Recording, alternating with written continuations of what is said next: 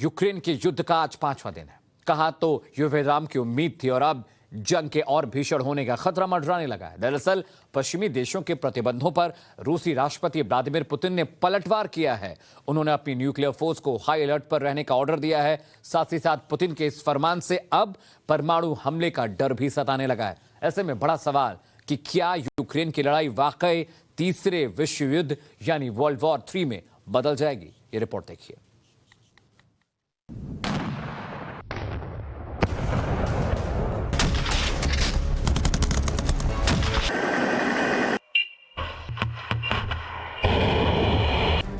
क्या रूस यूक्रेन जंग में परमाणु हमला होने वाला है? रूस ने न्यूक्लियर फोर्स को क्यों किया हाई अलर्ट? अमेरिका यूरोप का इकोनॉमिक एक्शन, क्या रूस देगा एटमी रिएक्शन?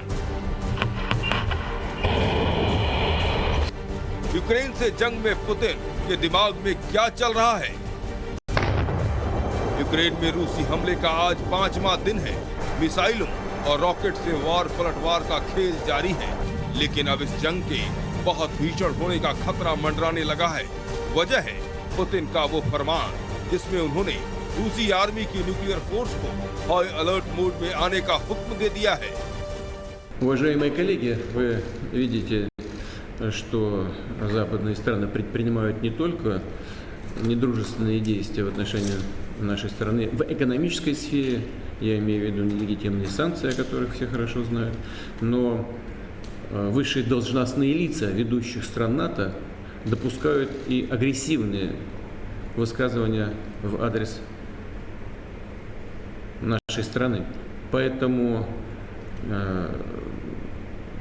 приказываю министру обороны и начальнику генерального штаба перевести силы сдерживания российской армии в особый режим несения боевого дежурства. अमेरिका, इंग्लैंड और यूरोपीय देशों ने जिस तरह से रूस पर आर्थिक पाबंदियां लगाई हैं, उससे पुतिन बेहद खफा है। ऐसे में अब बदले की कार्रवाई में उन्होंने अपनी डिटरेंस फोर्स को एक्टिव कर दिया है। इस फैसले से पूरी दुनिया में टेंशन बढ़ गई है, क्योंकि रूस की ये फोर्स एटमी हथियारों से लैस है। पुतिन के इस एक्शन पर अमेरिका और यूरोप ने कड़ा रिएक्शन दिया है। रूस की न्यूक्लियर फोर्स को हाई अलर्ट पर रखने को खतरनाक और अस्वीकार्य करार दिया गया है। यूरोपीय यूनियन ने तो रूस से लड़ाई में यूक्रेन की मदद के लिए लड़ाकू विमान भेजने का भी ऐलान कर दिया है। As the war in Ukraine rages on and Ukrainians fight bravely for their country, the European Union steps up once more its support for Ukraine and the sanctions against the aggressor that is Putin's Russia. For the first time ever, the European Union will finance the purchase and delivery of weapons and other equipment to a country that is under attack. This is a watershed moment.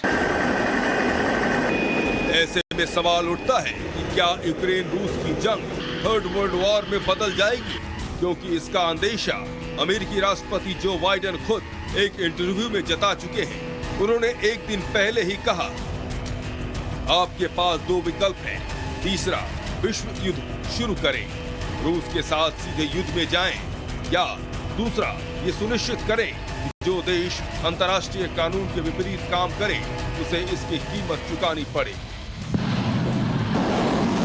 अगर युद्ध के मैदान में परमाणु हथियारों का इस्तेमाल हुआ तो अब तक सीधे तौर पर जंग के मैदान में उतरने से परहेज कर रहे नेटो के देश क्या करेंगे, क्योंकि अमेरिका, ब्रिटेन और फ्रांस भी एटमी ताकत से लैस है। फेडरेशन ऑफ अमेरिकन साइंटिस्ट के मुताबिक रूस के पास 5,977 परमाणु हथियार हैं, तो अमेरिका के पास 5,428, जबकि फ्रांस के पास 290।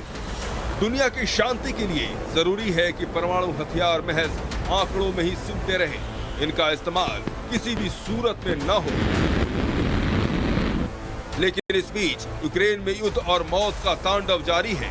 नुकसान को लेकर दोनों देशों के अपने अपने दावे हैं। युद्ध के चौथे दिन रूस ने भी पहली बार अपने सैनिकों के हताहत होने की बात मानी है। Продвинулись еще на 6 километров. Освобождены населенные пункты Нижние, Гранитное и Гнутово. Российские военнослужащие проявляют мужество и героизм в ходе выполнения боевых задач специальной военной операции. К сожалению, есть погибшие и раненые наши товарищи. रूस को रोकने के लिए अमेरिका और उसके साथी देश आर्थिक प्रतिबंधों के साथ साथ एयर स्पेस बंद करने जैसे कवायदों में जुटे हैं, लेकिन युद्ध विराम अब तक सिफर है। आसमान से अटैक, सड़क पर दौड़ते टैंक, जिंदगी की जद्दोजहद, खाने पीने की किल्लत और बंकर में छुपे लोग, ये तस्वीरें ही यूक्रेन की हकीकत है।